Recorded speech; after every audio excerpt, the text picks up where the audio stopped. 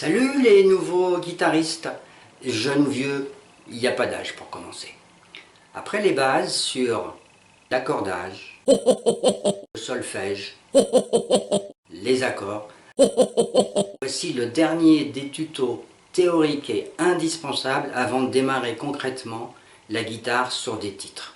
Dans le cours de l'apprentissage, d'autres viendront sur les arpèges, les barrés et la pentatonie. Si tu lis la musique sous cette forme, comme ça pour un accord, comme ça pour des arpèges ou des petites notes, eh ben je peux vraiment rien pour toi.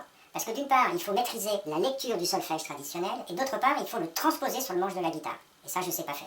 Moi, je me contente uniquement de voir qu'ici, j'ai décrit mi mineur, EM en mode anglophone, et je sais ce que j'ai à faire en écoutant l'audio sur lequel je dois travailler. Du coup, on laisse tomber.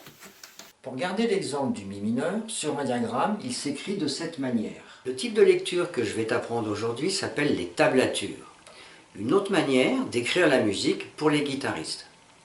Une méthode à mon sens un peu brouillon pour les accords, mais très bien pour les arpèges et alors super top pour les solos. En fait, tu vas voir, c'est très simple. Si le diagramme représente le manche à la verticale, la tablature, elle, va le représenter à l'horizontale, mais sans les frettes métalliques, donc sans les cases qui vont être remplacées par des chiffres. Sur un diagramme, le mi grave se trouve à gauche, mi, la, ré, sol, si, mi. Alors une parenthèse, on a tendance à écrire le mi aigu, la corde la plus fine, avec un M minuscule de façon à le dissocier du mi grave, qui est la plus grosse corde. Le diagramme représente donc ton manche en verticale. Pour la tablature, on va le faire tourner comme ça. C'est-à-dire que la tête du manche se retrouve ici à gauche. Et on va avoir en bas la grosse corde de Mi. On va donc retrouver sur la tablature les notes de la façon suivante. Mi, La, Ré, Sol, Si et Mi. Ah oui, point important, j'ai oublié de dire que les 6 lignes qui sont ici représentent les 6 cordes de la guitare. Lorsque tu regardes le manche du dessus pour jouer, c'est un peu comme s'il était comme ça, avec Mi, La, Ré, Sol, Si, Mi. On peut imaginer aussi que face à une feuille posée devant toi et comportant une tablature, le Mi grave est le plus proche de tes yeux et le Mi aigu le plus loin. Comme lorsque tu as la guitare sur toi, le Mi grave est plus proche de tes yeux que le Mi aigu. Et voilà.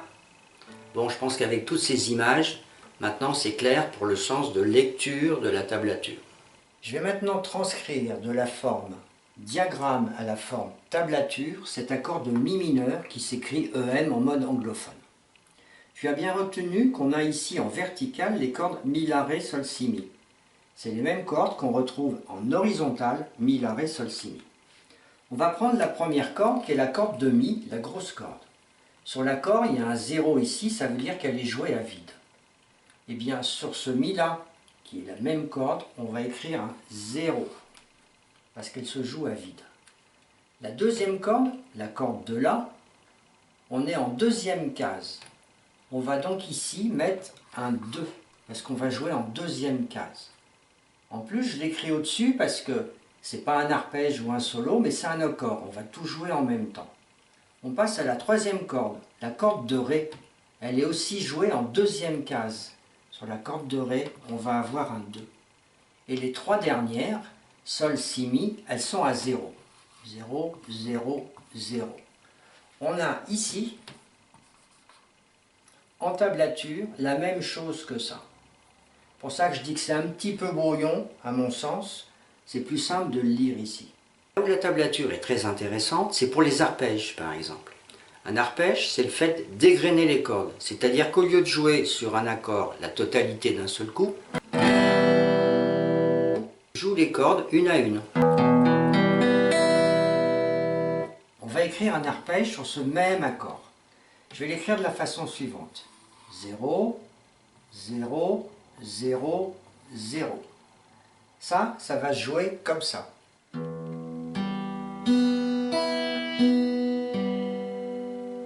En fait, il se trouve que dans mon exemple, les deux cordes sur lesquelles on est censé appuyer dans l'accord du Mi mineur ne sont pas du tout jouées dans l'arpège que j'ai dessiné. Mais si on veut rajouter après, par exemple, un accord Mi mineur, cet ensemble-là, cette partie-là, va se jouer de la façon suivante. D'abord l'arpège, puis l'accord. Là où les choses se compliquent un peu, sinon ce serait pas drôle, c'est lorsqu'on vient rajouter sur la tablature tout ce qui concerne la division du temps, le rythme, le type de mesure, la durée des notes, et également tout ce qui concerne les effets spéciaux qu'on réalise avec la main gauche sur les cordes. Un slide, C'est le fait de jouer une note et de glisser plus haut. Ça peut se faire également en descendant. Ça peut se faire aussi sur 2 cordes. un bend, C'est c'est le fait de jouer une corde et de tirer dessus pour en monter le son. un hammer, c'est Le fait de jouer une note et de venir placer un doigt plus haut après. Ou ça peut se faire en inverse. Jouer plus haut et lâcher. Mais c'est peut-être un peu prématuré d'en parler maintenant à ce stade de l'apprentissage.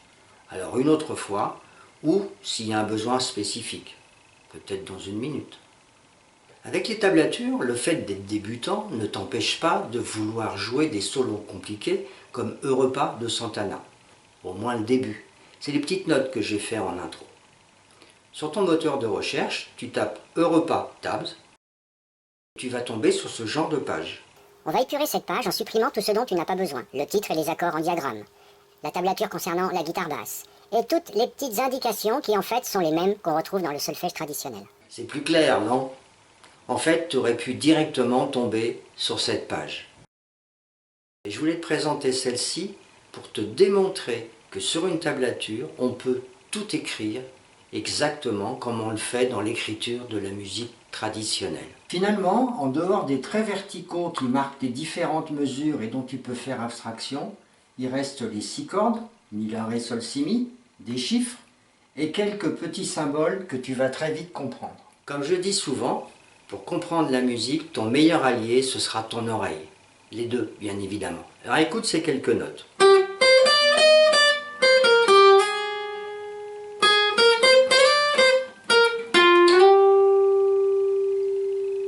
Tu sais qu'il y a un point en case 7, ici, et 2 points en case 12 à l'octave.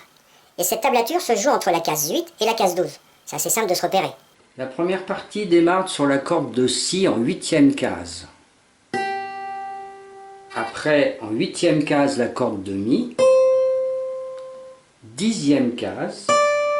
Un petit slide de 10 au 11. On revient en 8e case. On remonte sur la corde de Si en 11e case. Puis un petit slide du 8 au 9. Ça donne ça.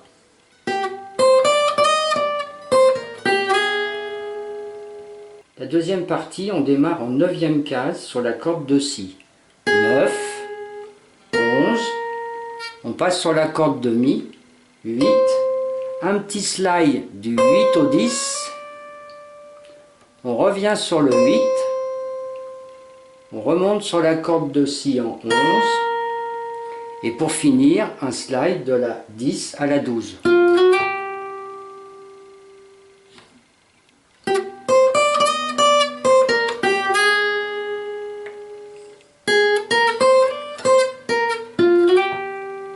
Et voilà, c'est simple la lecture d'une tablature.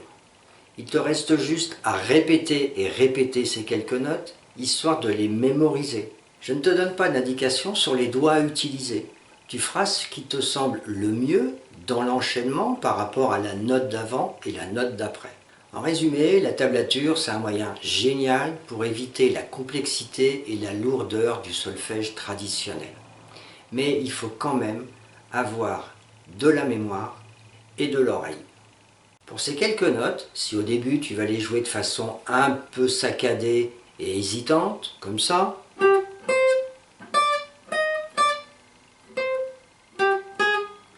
avec un peu de travail, tu arriveras à amener beaucoup plus de relief.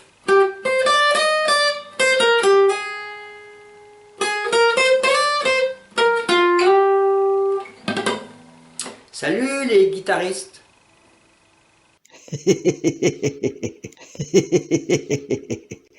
Il y a des plans qui étaient vraiment, mais vraiment pas simples à tourner du tout. Salut!